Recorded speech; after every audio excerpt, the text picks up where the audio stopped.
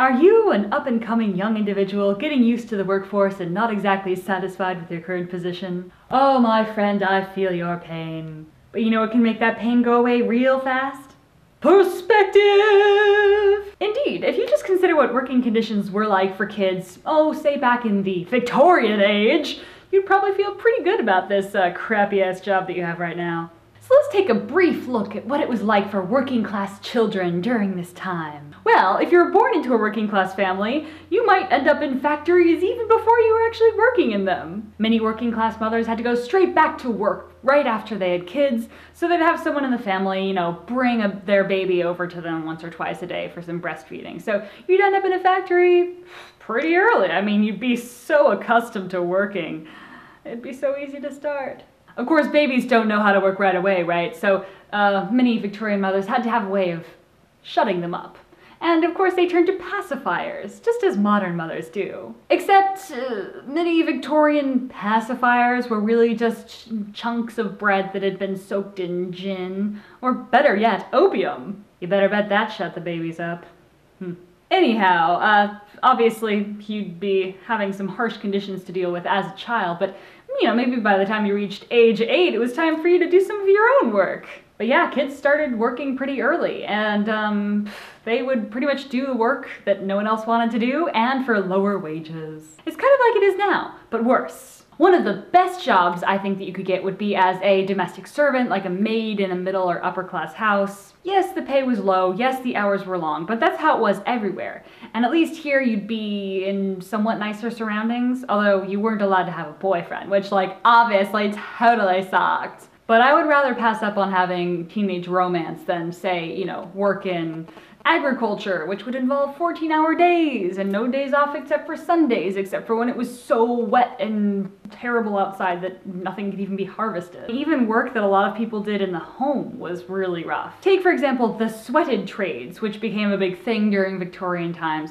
You can kind of think of it as early outsourcing, except it happened in people's homes. Basically, manufacturers would send out batches of materials for you to assemble or fix up or put together. You do things like create lace or weave hats or stitch gloves, that kind of thing, and you'd get paid a very low piece rate for each thing that you completed. Basically, it was sweatshop labor, except you did it in your home, which was the same crappy, dark, cramped, and hot and dirty place that you slept in and ate in and did everything in. So you would never leave your home and you worked really long hours and it was terrible.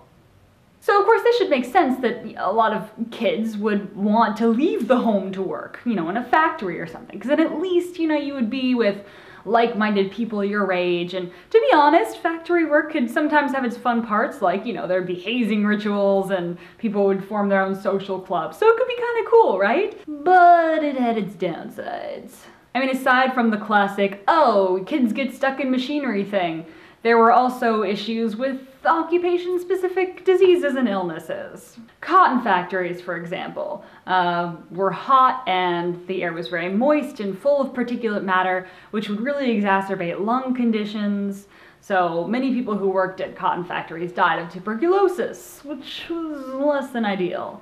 Kids who worked in the pottery business often got lead poisoning because of all the lead-based paints and whatnot that they worked with. And we all know the Mad as a Hatter thing, with all the mercury that you're exposed to when making hats. You would often have to deal with madness later on. Many of the factory conditions in which people worked were really, really loud, so they would end up going deaf after a certain amount of time. Take kids working in shipyards, for example. One common kid-related task in shipbuilding yards was passing red-hot rivets from stoves to the place in a ship's hull where it would be attached in long relays. And they would just have to, for long hours of time, deal with this echoing noise of metal on metal. I mean, yeah, they went deaf pretty quick, I bet. But considering that there wasn't that much good music out during Victorian times, it's no huge loss, right? But I feel like deafness is totally cool compared to one condition that came along with the matchmaking trade. Yes, indeed, many kids made matches all day, which pretty much just involved dipping sticks in phosphorus compounds. Now, because these people were expected to work really long hours and you would have lunch at your bench, you would often end up eating some of these phosphorus compounds by mistake and developing something they called Fussy Jaw, which would be a really great band name, but happened to be a really bad condition. It would start out with swelling of the jaw and looking really bad, and then it would lead to abscesses and brain damage. And quite interesting, the bones affected by the condition would glow a sort of greenish white in the dark. But yeah, Fussy Jaw, not a really cool occupational condition. I mean, none of these were, really.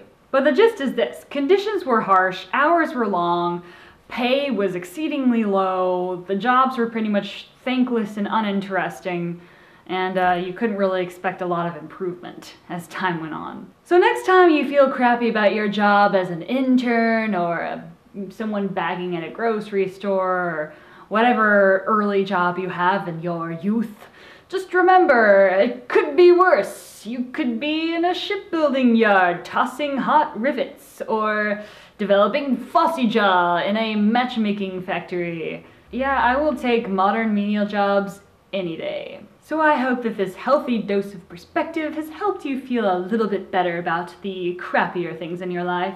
Because honestly, they're not so crappy. We just all gotta thank our lucky stars that we didn't live during Victorian times. Because aside from the awesome outfits, it was harsh. Now stop complaining and get back to work.